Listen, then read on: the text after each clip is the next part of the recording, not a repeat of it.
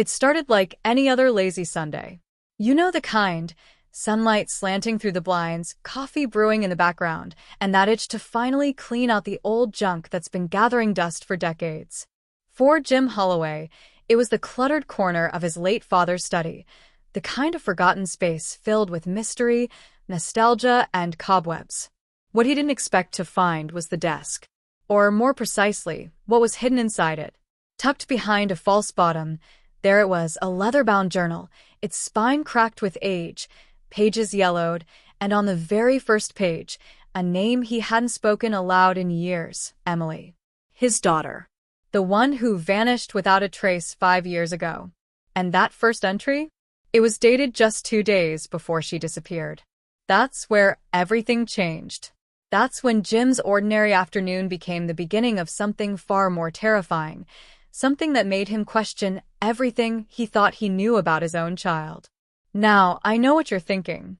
You've probably clicked on this video hoping to find out what happened to Emily, why she vanished, and what was inside that journal.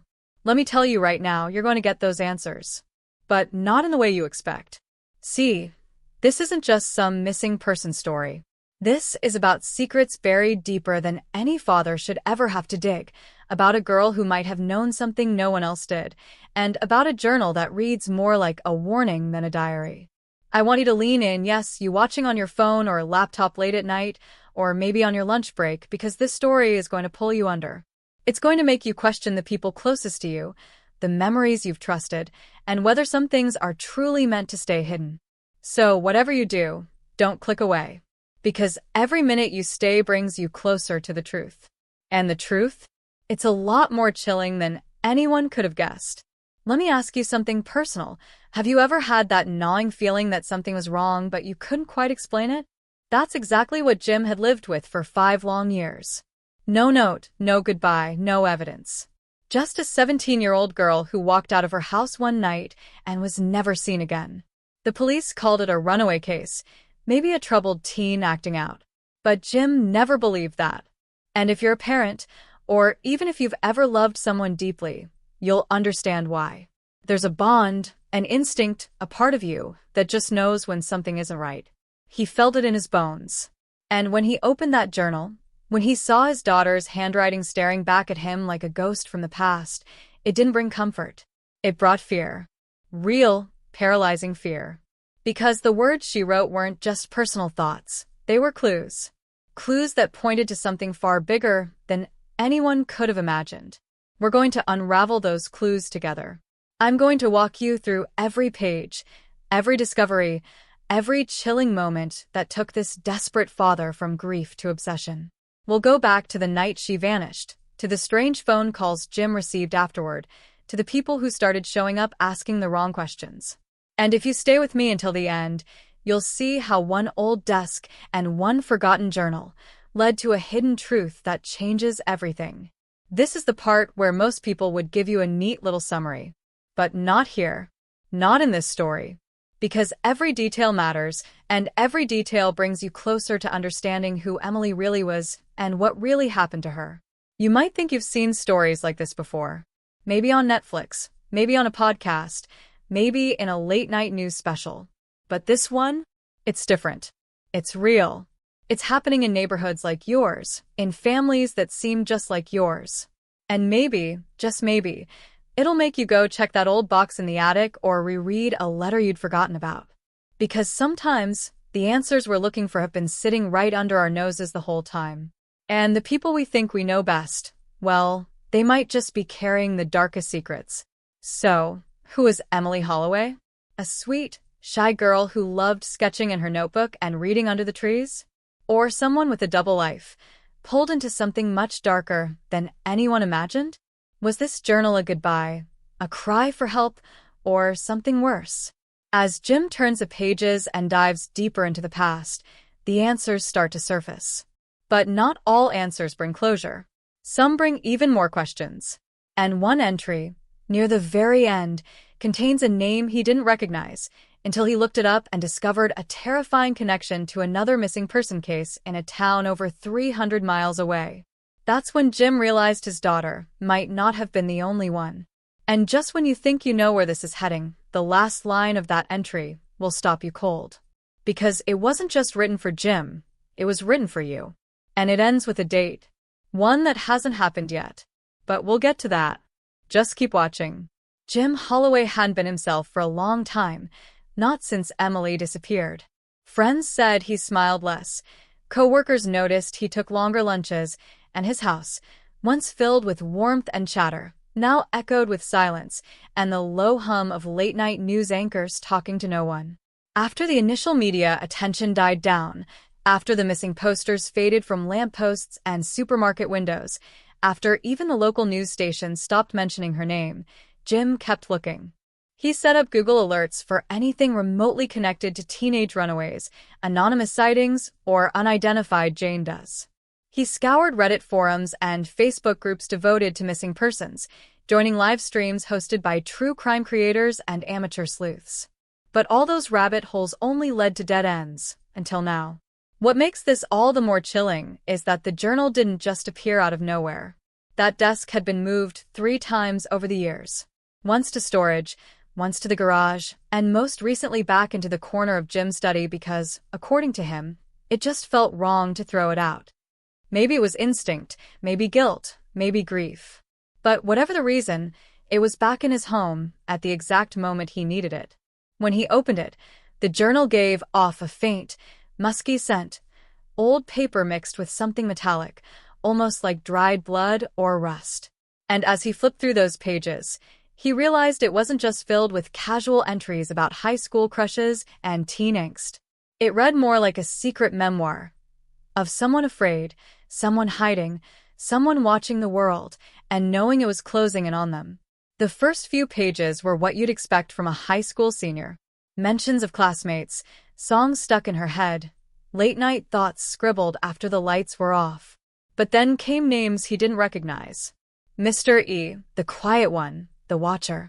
Vague references to secret meetings, to strange sounds outside her window, to someone leaving messages inside her locker. Messages she said she couldn't show anyone, not even him. At first, Jim thought maybe it was all teenage paranoia, the kind that grows in the spaces between loneliness and imagination. But then he saw the drawings. Symbols she had sketched in the margins. Detailed, repeated. A triangle with a circle at the center.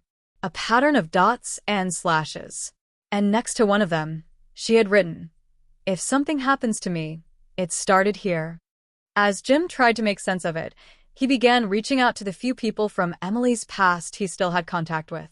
Her best friend at the time, Sophie, now living in Denver, agreed to a phone call. She remembered Emily acting strangely in the weeks before she vanished. She talked about being followed.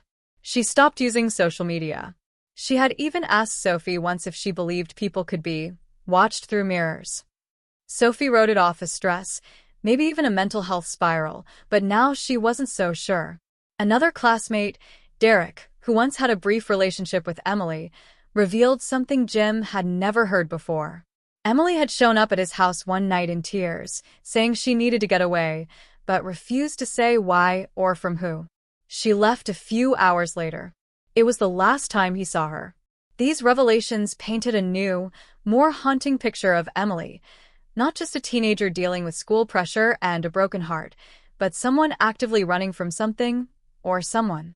And that someone might still be out there. Jim started revisiting old contacts from the investigation, people who had long since closed the case in their minds. One former detective mentioned something offhand that stuck with him. During the search, they received a tip about a white Benzine parked near Emily's school on several occasions, with no plates and blacked-out windows. The lead went nowhere at the time, dismissed as paranoia. But Jim remembered reading something recently on a subreddit about unsolved cases, about a string of similar vans spotted near other disappearances across 3 states. Was it just coincidence? Or was there a pattern? And here's where the story gets even darker. The journal, toward the middle, contained a series of pages that had been torn out. You could still see the rips, like someone yanked them free in a hurry. Jim found only one remnant, a half-page stuck to the binding. On it, scribbled in haste, was a partial sentence. He said I'd never be found if I told anyone. The rest was gone. But that one sentence opened the door to a terrifying possibility. Emily may have been coerced into silence, maybe even trafficked. It's something no parent ever wants to consider, but it's a reality far too many families in the U.S. are waking up to. The possibility that the system missed something, that she didn't run away but was taken, is the kind of realization that makes your stomach drop and your heart race. But then there's something else. Something more recent. Just a few weeks before he found the journal, Jim had received a package in the mail. No return address. Inside was a single photograph, printed on thick, glossy paper. It showed a girl standing near a gas station in what looked like the Arizona desert. The photo was grainy, the lighting bad, but the shape of her face, it was enough to freeze Jim mid-step. The girl looked like Emily. Older, thinner, with dyed hair and different clothes, but the eyes, they were hers.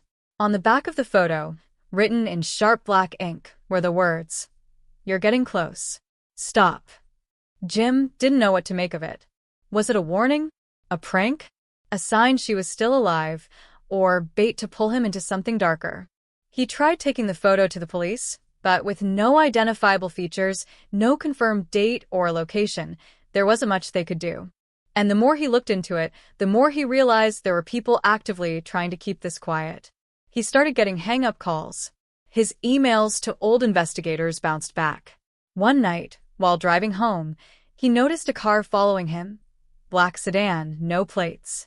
And just like that, the search for Emily became a danger to him, too. What's worse is that Jim began to question if he was seeing things clearly anymore. The journal, the symbols, the people who suddenly didn't want to talk. Were they real, or had his obsession finally overtaken him? Could grief twist memories into delusions? Or was he finally peeling back a layer of truth that others had spent years covering up? He had more questions than answers now. And each one brought him closer to a terrifying edge. There's one name he keeps seeing in the journal, Mr. E. And no matter how much he searches, Jim can't figure out who that is. But Emily wrote it over and over again in between the lines, in the margins, even backwards once like it was a code. The only clue? In one entry, she wrote, "Mr. E knows what happened to Lila. He said I'd be next." Who's Lila? Because Jim doesn't know anyone by that name. And the search just turned into something much, much bigger than his daughter. Just when Jim thought he was finally starting to get a grip on the tangled threads that surrounded Emily's disappearance, everything began to unravel. It started with the journal itself. He had kept it hidden in a locked drawer in his study, far from curious eyes, far from anything that could risk it being damaged or lost. One morning, after a particularly restless night spent rereading every entry under a dim desk lamp, he decided to scan and back up the pages digitally. When he went to retrieve it, the drawer was empty. At first, he thought maybe he had misplaced it, maybe sleep deprivation had finally scrambled his memory. But he tore the house apart. Every room, every shelf, even the crawl space. The journal was gone. No forced entry, no signs of a break-in. Just gone. And that's when the pit in his stomach returned, heavier than ever before. The loss of the journal wasn't just frustrating, it was a direct hit to everything he'd uncovered so far. Without it, Jim felt like he'd lost his only tether to Emily's voice, to the clues she had left behind. But more than that, it proved someone else was watching him. Someone who didn't want him to keep searching. That same afternoon, he received a letter. No return address, no postmark. Inside was a torn scrap of one of the missing journal pages. On it, written in hurried handwriting, were the words, "She knew about the orchard." Jim froze. He hadn't seen those words before. He hadn't read any mention of an orchard in the pages he'd managed to go through, which meant that whoever took the journal had seen more than he had, and was now feeding him fragments, like breadcrumbs meant to lure or mislead. Was this someone trying to help, or someone playing a much more sinister game? With no journal left to study, Jim started relying on memory and instinct.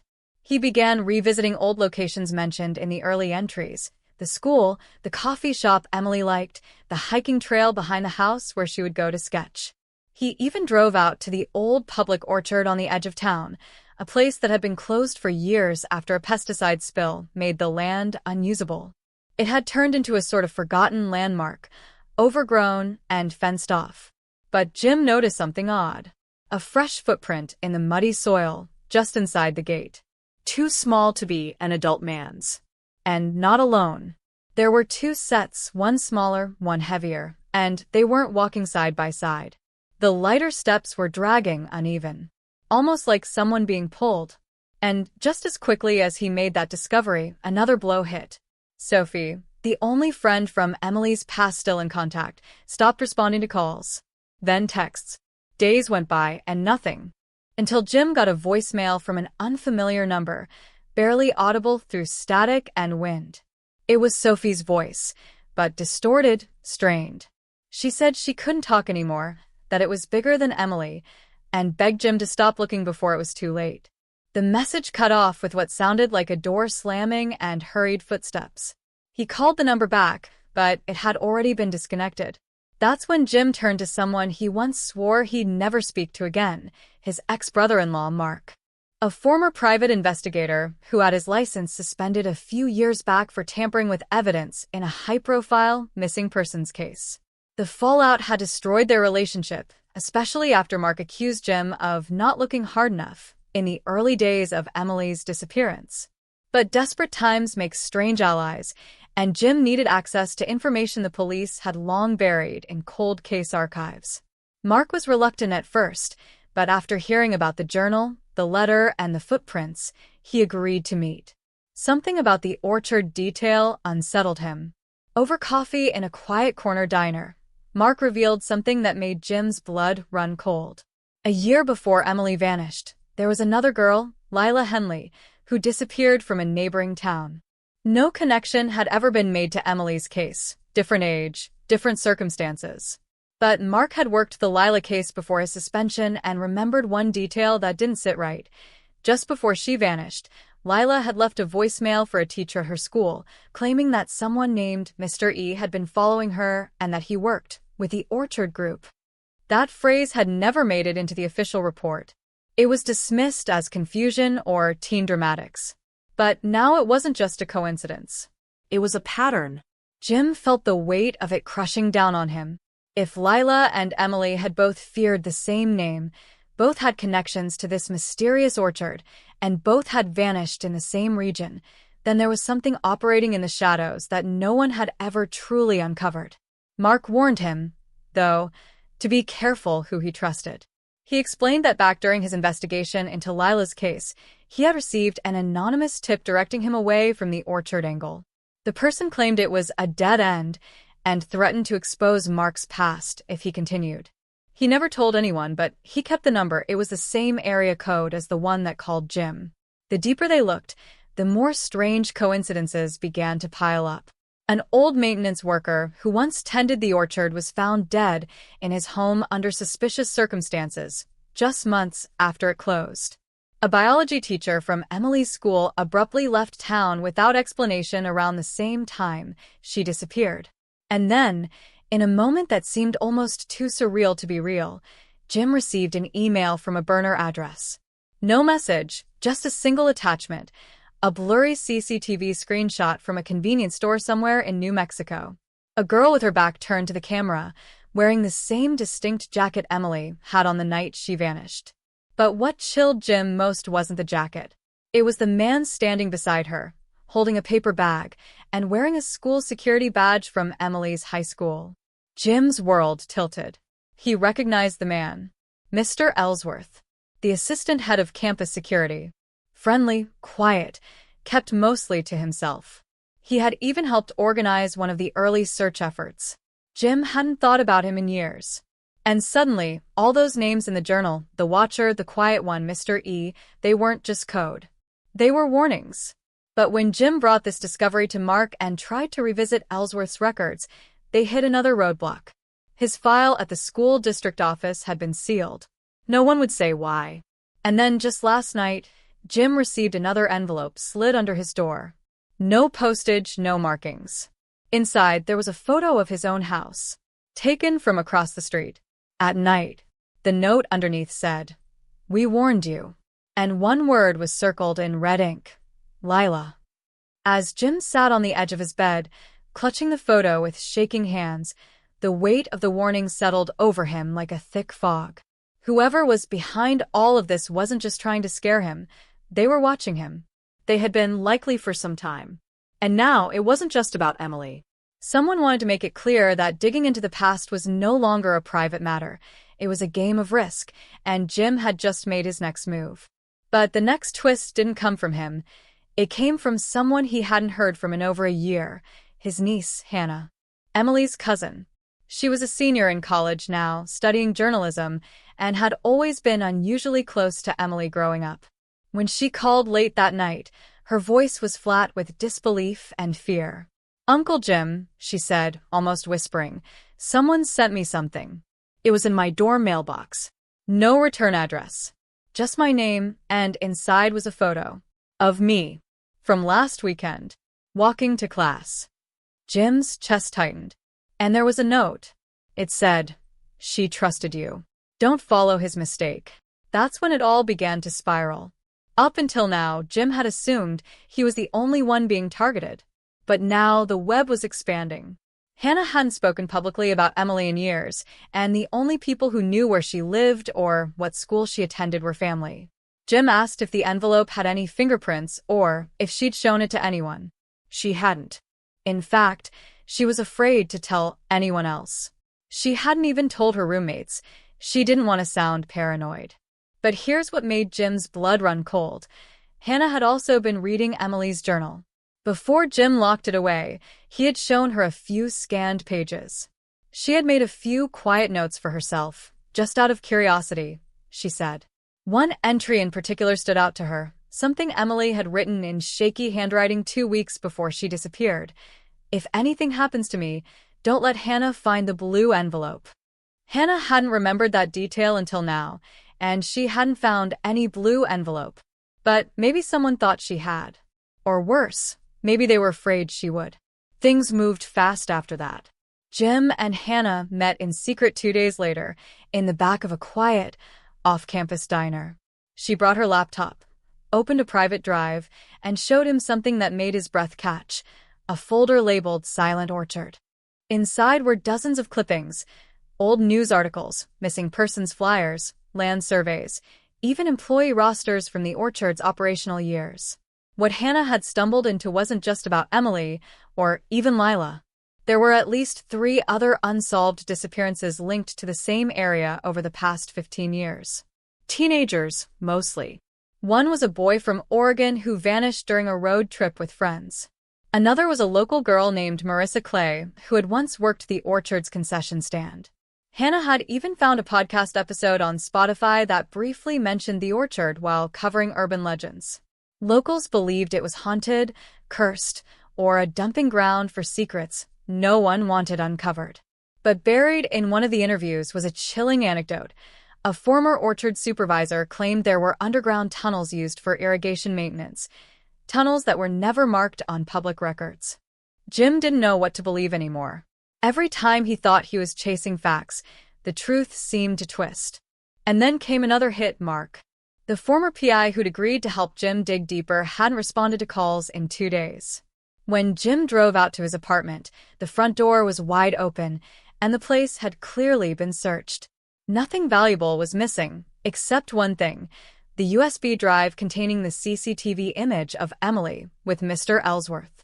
Jim found a broken lock on the bedroom desk drawer and a single post-it left behind.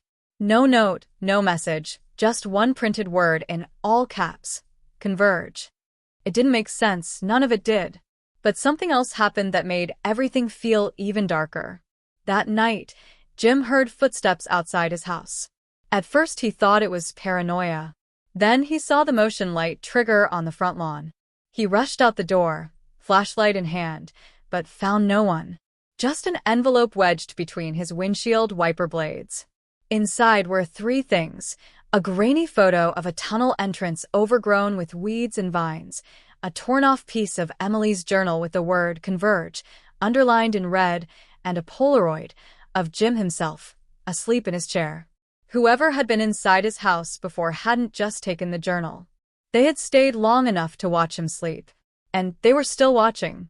The tunnel entrance in the photo looked vaguely familiar to Jim. He couldn't place it exactly, but he remembered a location on the old orchard grounds with a partially buried storm grate near the edge of a collapsed barn. It had once been roped off due to structural instability. But what if it wasn't just a storm drain? What if that was the entry point Emily had been writing about? What if this entire time there was something literally buried beneath the surface, something someone had killed to keep hidden? That same night, Hannah called again, this time in a panic. Someone had tried to break into her dorm room. Her neighbor heard the doorknob rattling and thought it was a drunk student until they saw a man in a hooded jacket pacing the hallway. Campus security couldn't identify him, and no one had seen him leave. But when Hannah checked her room, nothing was taken, except for one thing. The folder labeled Silent Orchard was gone. Everything was closing in now. The game had changed. This wasn't just a cold case, it was an active conspiracy. And Jim wasn't the only one in danger anymore. Every clue led to more confusion, more hidden threats. And somewhere in the center of it all, Emily's voice kept echoing in Jim's mind. If anything happens to me. But before Jim could decide what to do next, before he could call Hannah back or go to the orchard, his phone buzzed again. Another email. No subject. Just a single line of text. You missed what's under the floor. And below it, an attachment. A photo of Emily's room, taken from the ceiling. Jim didn't sleep that night. He sat in the living room with all the lights off, staring at the photo still glowing on his laptop screen, the overhead view of Emily's old bedroom. It was more than unsettling. It was invasive, terrifying in a way that made his skin crawl. The angle was too high to be from a standing person. It had to be from a camera, possibly mounted, hidden for who knows how long. The thought that someone had been watching his daughter in that private space, possibly even before she disappeared, twisted his stomach. What kind of person does that? And how long had they been watching her before everything unraveled? Worse, if they'd been watching Emily, were they watching him now, inside his own house? Jim stood up slowly, suddenly hyper-aware of every window in the room, the slight creak of the floor beneath him, and the way the darkness seemed to press closer with every breath. The next morning brought no peace. When he tried to call Hannah, her phone went straight to voicemail. Not unusual at first. She could have been in class or sleeping or just overwhelmed. But by afternoon, when not even her friends or roommates had heard from her, panic began to gnaw at the edges of Jim's mind. He called her school, filed a welfare check, and drove 3 hours to her campus without stopping. Her room was empty. Her car was still in the lot. Her wallet was still on her desk. Her laptop was missing. No one had seen her leave.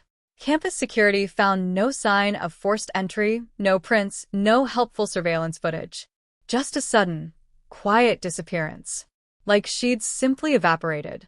The moment Jim stood alone in Hannah's dorm room, surrounded by the familiarity of her books and half-finished coffee mugs, the air changed. It felt like déjà vu. The same stillness he'd felt in Emily's room the day after she vanished. The same eerie quiet, the absence that seemed louder than any scream. The authorities took it seriously, but not seriously enough. They asked about stress, whether Hannah had been under academic pressure, whether she had ever talked about running away or mental health struggles. Jim gave them everything about the photos, the letters, the threats, the orchard. They looked at him like he was paranoid. But Jim knew better now. This wasn't coincidence. This was escalation. On the drive back home, headlights stayed too close for too long behind him. He changed lanes. So did they. He took an early exit off the highway. So did they. Only after looping through 3 gas stations and pulling into a crowded diner did the car finally peel off and vanish into the night. By the time Jim sat down inside, his hands were shaking and his voice was hoarse. He wasn't imagining this. Someone was following him, and they weren't even trying to hide it anymore. That night, he checked every room in his house. Every drawer, every closet, every vent. When he reached Emily's room, he stood for a long time at the center of the floor. The same floor mentioned in the last message. The one he had missed. With a screwdriver and a claw hammer, Jim knelt down and began prying gently at the seams between the hardwood planks. It took nearly an hour, but eventually, he found it. A loose board. Underneath, there was a narrow cavity, lined with dust and spiderwebs. And inside that, a small, rusted tin box wrapped in an old t-shirt. Hands trembling, Jim opened it. There was a small camcorder. Taped to it was a note in Emily's handwriting. "Do not show anyone. Only watch if I'm gone." He powered it on. The battery was dead. After a frantic search, Jim found the correct charging cable and plugged it in. The screen flickered to life with a low whir, and he played the first clip. It was Emily. She was sitting on her bed, pale, her eyes red from crying. She looked terrified. "Dad, if you're seeing this, I'm sorry. I never meant for it to get this far. I think someone knows. About the orchard. About what I found. I tried to tell someone, but they didn't believe me. I think Mr. Ellsworth is part of it. And maybe more people. They watch people, Dad. Not just kids. They film things. I found files. Faces. Some I recognize. Some I don't. If I disappear, you have to promise me you'll stop looking. It's bigger than you think. And they know where we live." Jim paused the video, his heart pounding. Files? Faces? What kind of operation had his daughter stumbled into? And how many others had been silenced? He felt a cold chill sweep over him like a wave. Emily had known this could happen. She'd left a trail, hoping he would follow, but also fearing what it might cost. The lights flickered. The house groaned, just the usual settling, or maybe not. Jim froze. From the hallway came a sound, barely audible over the hum of the camcorder. A soft creak, like a footstep on wood. He turned slowly, reached for his phone, but realized with a jolt that he'd left it charging downstairs. His breath caught in his throat as the sound came again, closer now. He stood up, holding the hammer still in his hand, his eyes locked on the open bedroom door. Then silence. Utter silence. Until the voice. Low. Come. From the other side of the door. "You should have stopped, Jim." And then everything went dark. When Jim came to, he was on the floor of Emily's room, the camcorder crushed beneath him, its screen flickering with static. His head throbbed, and his vision blurred as he tried to focus on the crack of light coming through the doorway. His first instinct was to call for help, but his voice caught in his throat, dry, tight, and useless. The house was still. Not eerily quiet like before, but disturbingly normal, as if whatever, or whoever, had been there was gone without a trace. He staggered to his feet, leaning against the wall to steady himself, his heart pounding in a way that felt almost unnatural, as though it were warning him of something deeper, something buried that he hadn't yet uncovered. He reached for the destroyed camcorder, only to realize it wasn't broken by accident. Someone had stepped on it. Hard. They'd known exactly what they were doing. The police were called, but again, there was no evidence of a break-in. No prints. No signs of forced entry. Jim could tell by the way they looked at him that they weren't buying the story anymore. One of the officers, a younger man, even pulled him aside and asked if he'd considered talking to someone professionally, suggested maybe the stress of losing his daughter had finally caught up with him. But Jim knew what he felt, what he heard. He wasn't losing his mind.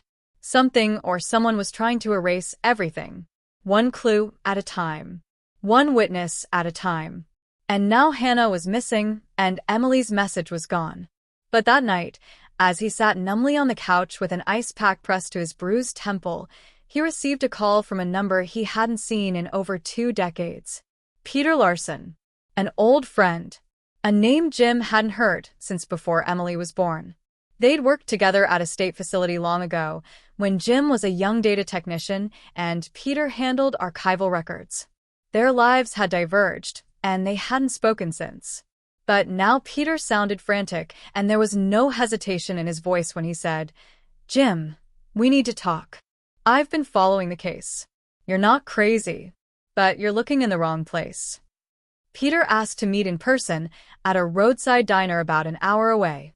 When Jim arrived, Peter was already there, older, heavier, his face drawn with the kind of fatigue that only comes from carrying a secret too long.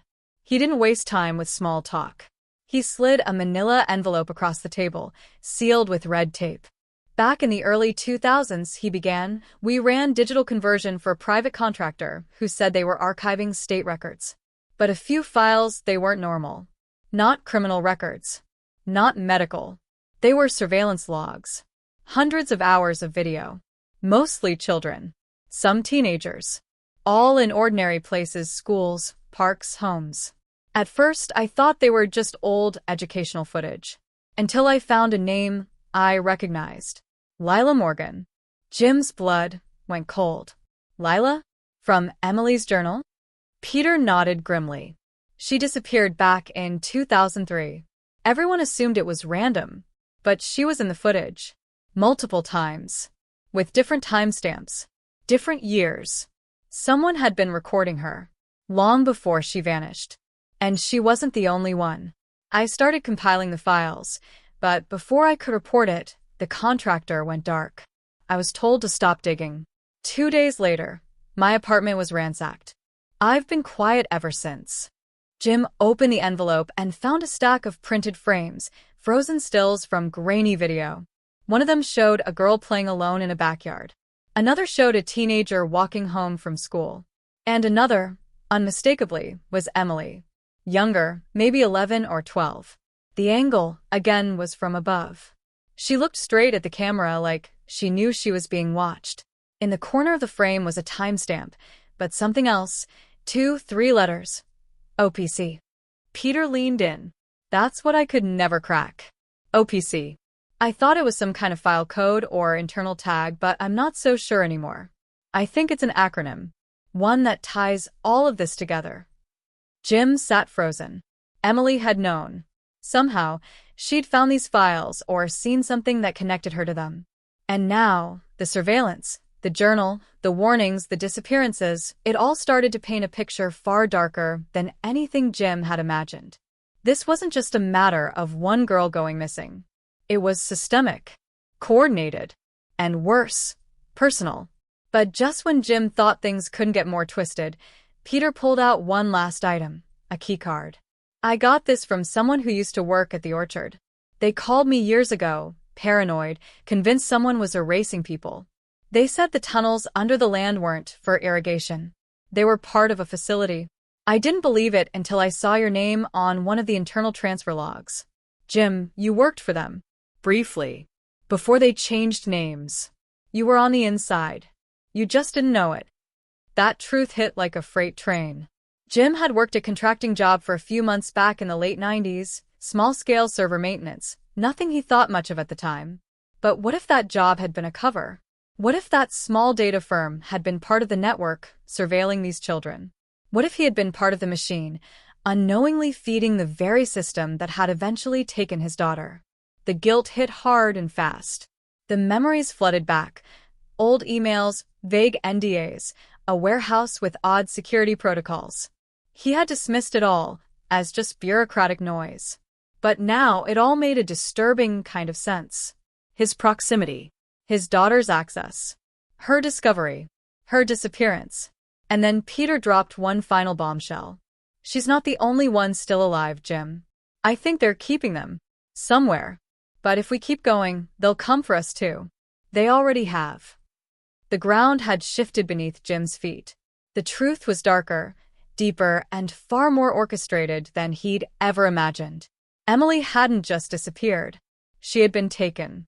And now, he finally knew why. Back in his truck, the weight of everything pressed down on Jim like a cinder block on his chest.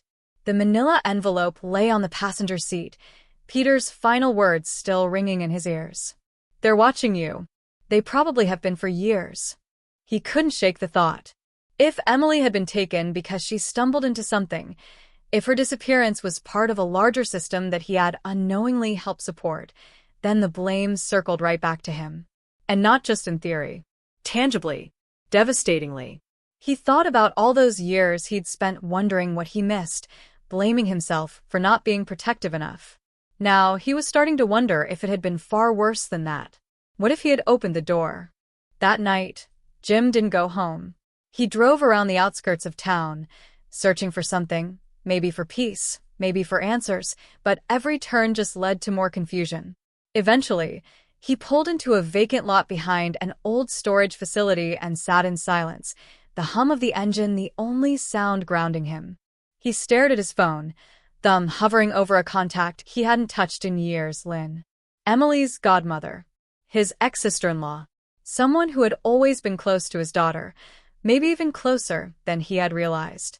There had been a rift years ago, vague accusations and cold silences that had never been addressed. But now, with everything that had come to light, a single memory clawed its way back from the shadows. A photo, one that Emily had drawn once. A strange, shadowy figure standing in a doorway, and next to them, someone who looked unmistakably like Lynn. At the time, Jim had thought nothing of it. But now he couldn't ignore the pit in his stomach. He called her. She didn't answer. He drove to her house. It was past midnight when he pulled up to her quiet ranch-style home on the edge of town. No lights on, no car in the driveway. But the side door was unlocked. He hesitated, debating the legality, the morality, then pushed it open. Inside, the house smelled like old wood and lavender. Familiar. Almost painfully so. He stepped quietly through the kitchen and into the living room, where the glow of a laptop screen caught his eye. It was open, still running, and displaying a paused video clip, grainy security footage of what looked like a child's bedroom. Jim's heart stopped when he recognized the wallpaper. Emily's room. From years ago. A floorboard creaked upstairs. He followed it, every muscle in his body tight, breath shallow. At the top of the stairs, a dim hallway stretched into the dark. A door at the end was cracked open, light spilling out. He pushed it slowly, revealing Lynn sitting at a small desk, her back to him, headphones on, watching a series of video files. She didn't turn around. "You were part of it," Jim said, his voice barely above a whisper. She froze, then slowly removed the headphones and turned. Her face was pale, tired, and tear-streaked. "I didn't know at first," she said. "I thought I was working for a research program. Behavioral studies. They paid well, and they said it was helping kids. But then I saw her. I saw Emily. And I couldn't unsee it." Jim stepped into the room, fury and confusion boiling inside him. "Why didn't you tell me?" "Because I was scared. Because I didn't know who to trust. Because they warned me," she said, her voice cracking. "I tried to pull out. I quit. I walked away. But they kept sending me files. Every month. As if to remind me they were still there. And they still had her." He stared at her, disbelief battling every instinct he had left. He wanted to scream, to collapse, to break something. But more than anything, he wanted answers. "Where is she?" Lynn shook her head. "I don't know. But I think I know who might." That's when she gave him a name. Someone from his past. Someone who had no business being connected to any of this. His brother, Mark. Estranged for years. They hadn't spoken since the funeral of their mother, a quiet falling out that had never been resolved. Mark had always been the rebel, the one with secrets, with connections. And now, somehow, he was part of this web. Jim felt the walls closing in. If Lynn was telling the truth, that meant the betrayal cut deeper than he thought. If Mark had known, had been involved, or worse, complicit, then Jim was no longer facing a faceless conspiracy. He was staring down the very people who had shared his blood. But just as he was about to demand more, Lynn's laptop beeped. A new file had appeared. No sender, no timestamp. Just a video titled Choose. He clicked play. The footage showed two screens side by side. On one, Hannah, tied to a chair, eyes wide with fear. On the other, a shadowed figure holding a folder labeled Emily, Reactivation. A distorted voice came through the speakers. "You can save one. But only one. Walk away now and the girl lives. Keep digging, and we open the file." Jim recoiled, the ultimatum slicing straight through him. His mind spiraled in chaos. Hannah was an innocent, a bystander who had only tried to help. But Emily, his daughter, was out there, possibly alive, but the cost of finding her could mean sacrificing someone else. Was he ready to carry that weight? Lynn looked at him, tears in her eyes. You have to decide. But either way, they're watching. And as the screen faded to black, a live feed suddenly appeared of Jim, sitting there, watching. They were already inside. And they were waiting. Jim's mind was racing, heart thudding so loudly he could barely hear himself think. The live feed on Lynn's laptop showing him in real time had shattered the last illusion of safety. They weren't just watching. They were controlling the game. Every step he took, every person he turned to, it had all been accounted for, anticipated, manipulated. And now they were making him choose between a stranger's life and his daughter's secrets. It was a level of cruelty and precision that made it clear this wasn't personal. It was systemic, calculated, bigger than him, bigger than Emily. This was an operation decades deep and designed to make people disappear without a trace, and those who noticed were either silenced or turned. The name reactivation haunted him. What did they mean by that? Had Emily been conditioned for something? Used? Were they threatening to bring her back into something she'd been pulled out of years ago? The thought made his skin crawl. All this time, he thought she'd been taken against her will. But what if, God help him, what if she had once been part of it willingly? Or worse, unknowingly? Lynn had locked herself in the bathroom, overcome by the horror of it all, sobbing into a hand towel while Jim sat frozen in place. But he didn't have the luxury of falling apart. He dug deeper into the hard drive she had hidden behind a false wall in her closet. Rows of files named only by dates and code names. He found clips showing not just Emily but other kids, dozens of them being observed, tested, moved between rooms. Some of the files were tagged with locations: Arizona, Michigan, New York. Government-run buildings. Private medical contractors. Some even linked to organizations Jim had once trusted. Clinics. Foundations. Nonprofits for at-risk youth. It was all right there. He had worked with some of them through his years in city maintenance, signing off on permits, zoning exceptions. How many times had he unknowingly helped these people build the very cages they'd used to hide his daughter? The walls felt like they were spinning, and just as he thought it couldn't get worse, his phone buzzed with a new message. An address. No sender. Just a time and a location. 5 hours from now. In bold, come alone, or she dies. He didn't know if she meant Hannah or Emily. Before he could respond, headlights flooded through Lynn's front window. A black SUV idled silently outside. Someone was already here. Jim grabbed the drive, tucked it into his coat, and backed out the side door, heart hammering, mind working on autopilot. He jumped into his truck and sped down the street, leaving the house and Lynn to whatever fate waited for them. He didn't have time to warn her. He barely had time to breathe. As he drove toward the edge of town, he made the call he'd been dreading. Mark. His estranged brother had refused his calls for days, but now, suddenly, he picked up on the first ring. Jim, he said calmly, too calmly. I was wondering when you'd find me. Jim nearly dropped the phone. What the hell is going on? Mark sighed on the other end. You weren't supposed to be in this. You were supposed to stay grieving, broken. They planned it that way. Jim's blood ran cold. You knew. All these years. You knew she was alive. Mark didn't deny it. I tried to protect you from this, but you wouldn't let it go. And now they see you as a threat. I can't stop them. But I can tell you this. Emily wasn't taken. Not the way you think. Those words hit like a gunshot. Jim swerved to the side of the road, unable to drive. What do you mean? She left, Mark said. She found something out. Something about Mom. About our family. She wanted answers and she got too close. They recruited her. Gave her a role. She became part of the machine. I didn't know until it was too late. Jim felt like he was drowning. You let me think she was dead. I didn't have a choice, Mark snapped. They let you grieve. That was mercy. They never do that. But you, God, you couldn't leave it alone. And now you've triggered the fallback. The trade. They're testing you. The line went dead. Jim sat there numb. The truth was 1,000 times worse than anything he had imagined. Emily hadn't been a victim, at least not in the beginning. She had been a seeker, just like him. And now, she was lost inside a labyrinth so dark and deep, it had swallowed her whole. But he couldn't stop now. Not when she was still out there. Not when they were still pulling the strings. He looked down at the address again. A storage yard off a highway exit near an abandoned factory.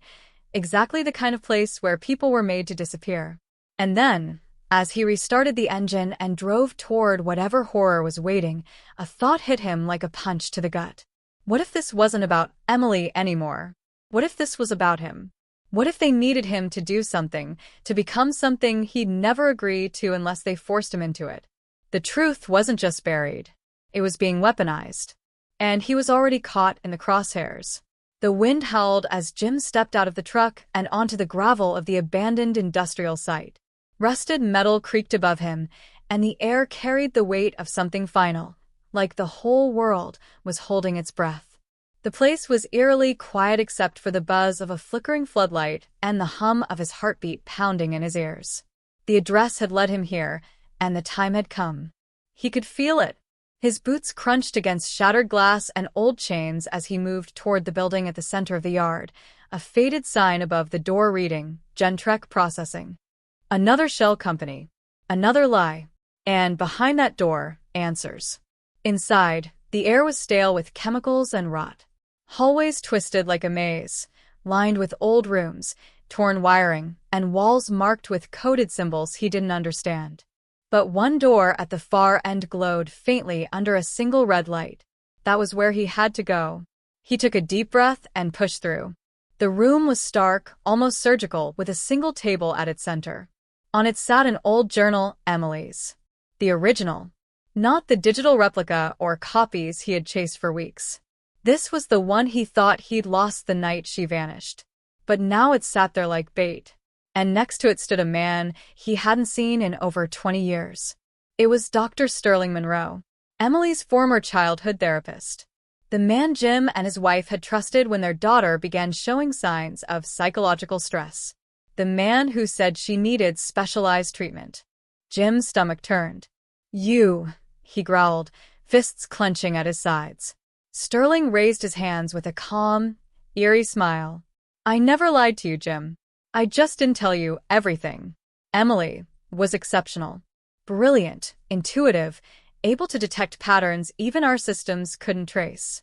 We didn't take her. We gave her a purpose. Jim's vision blurred with rage. "You stole her life." "She found her place," Sterling replied coolly. "And she left clues for you, because she wanted you to understand. She knew you'd come. She needed you to come." Jim stepped closer, eyes darting between the journal and the man. "Where is she?" Sterling nodded to a dark glass wall behind him. With the press of a button, the tint faded, revealing a small chamber beyond. And there, standing behind the glass, was Emily. Grown. Alive. Her eyes locked with his, but there was something off, disconnected, distant, like she was aware but not entirely present. "She's safe," Sterling said. "But her memory is fractured. The things she discovered, the things she was involved in, they broke her. She was a sleeper, Jim. A field analyst planted in operations she couldn't fully comprehend. But she wanted you to finish what she started." Jim stared at her, heart splintering. "Let her out." Sterling shook his head slowly. "You'll have to choose, Jim. The journal contains names, files, evidence that will bring down not just this program, but powerful people, governors, CEOs, even federal agencies. But if you take it, she stays in there. They'll never let her out alive. Or you can walk away with her. We'll erase it all.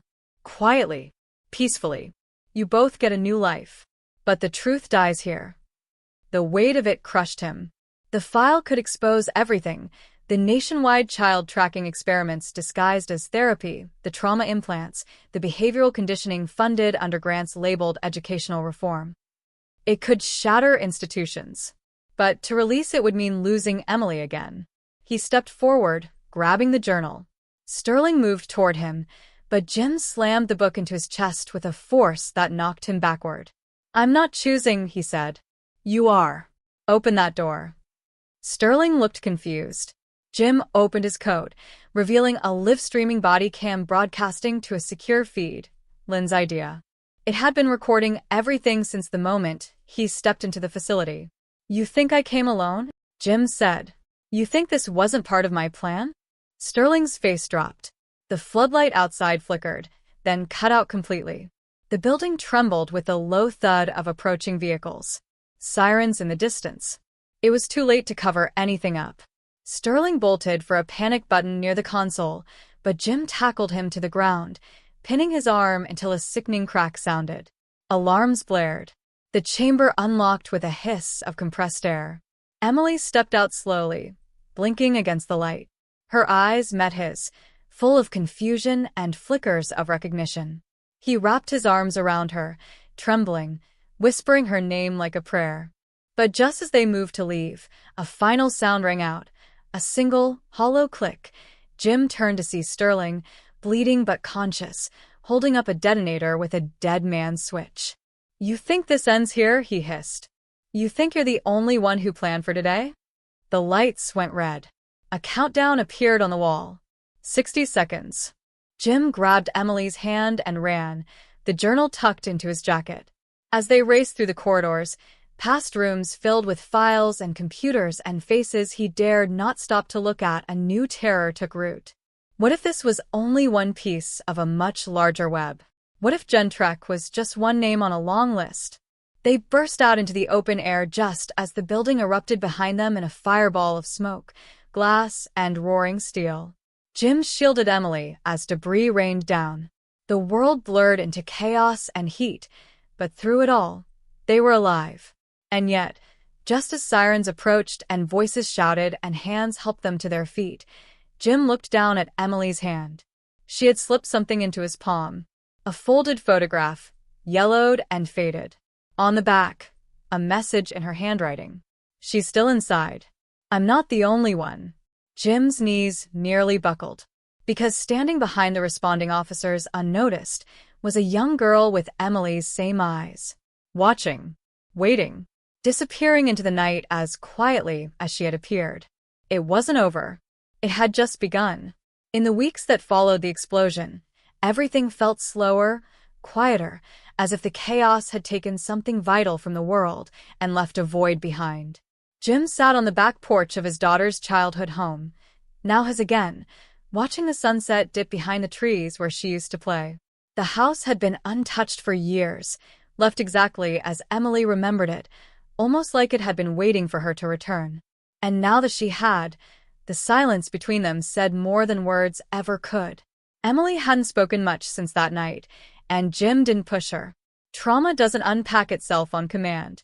It lingers, hides, reshapes how a person sees the world. But little by little, she was resurfacing, watching old videos, sitting through family dinners, walking barefoot in the yard where she once made flower crowns. Healing wasn't linear, but it was happening. Slowly, painfully, beautifully. The journal, the real one, had been handed off to a trusted federal contact, someone from a whistleblower program who promised full transparency and public accountability. Within days, major news outlets picked up the story, and soon hashtags like #OperationGentrek, #EmilySpeaks, and #HiddenChildren began trending across YouTube and TikTok. Influencers, true crime analysts, and journalists dug deep, uncovering decades of shadow programs disguised as education and therapy, covert behavioral experiments, social manipulation trials, and illegal data harvesting involving minors. There were hearings, arrests, resignations. The internet erupted with outrage and disbelief. But for Jim, none of it brought the sense of triumph he thought it would. Because even as the truth came out and the system cracked under the weight of its own deception, a question kept circling in his mind like a restless bird. How many were never found? And then there was the photo. The girl who had disappeared into the night after the explosion. No one else had seen her. No one else even believed she existed. But Jim knew better. Emily's note, "She's still inside. I'm not the only one," wasn't metaphorical. It was a warning. The girl had the same look in her eyes that Emily once had. It wasn't just fear, it was knowledge. She knew something. Maybe she had been part of the same network. Maybe she was one of the original subjects they lost track of. Or maybe, in some way, she was Emily's mirror. What she could have become if Jim had never followed the trail. Jim sent the photo and the message to his contact, but weeks passed without updates. The media had already moved on to the next viral headline. Viewers were chasing the latest Netflix docuseries, new conspiracy theories, trending TikTok challenges, and ghost story rabbit holes. The world kept spinning. But Jim couldn't forget. Not just because of the girl, or the others who might still be trapped in some system hidden behind shell corporations and psychological jargon. He couldn't forget because the danger wasn't over. It had simply gone quiet. One evening, as fall crept in and leaves began to change, Jim walked into the garage to grab a tool and noticed Emily sitting on the workbench with an old tape recorder. She looked up and smiled faintly, her first real smile in weeks, and pressed play. Her voice from years ago filled the room, recorded just weeks before she vanished the first time. In it, she talked about dreams she'd had of places she'd never been and people she'd never met. Some were cold, underground, with voices that didn't match faces. Others were warm but empty, like simulations. The tape ended with a quiet whisper. "If you're hearing this, it means I found a way out." Tears welled in Jim's eyes. She had always been trying to leave breadcrumbs, even when she was just a kid. Her mind had been a battleground, and still she fought her way home. That night, they sat in the living room, watching a thunderstorm roll across the valley, and for the first time, Emily rested her head on his shoulder. It wasn't a full return, but it was enough. Enough for now. But as the power briefly flickered from the lightning, the lights across the street, at the old house that had been vacant for years, turned on. Just for a second. Then off again. Jim looked at Emily. She had seen it too. No words were needed. The story wasn't finished. It never really is. And for the viewers who stayed until now, maybe that's the real message. Not every mystery ends with closure, and sometimes the most powerful truth we can uncover is that we were never meant to stop asking questions. Because behind every strange message, missing child report, or unexplained government file, there's always something more. Always.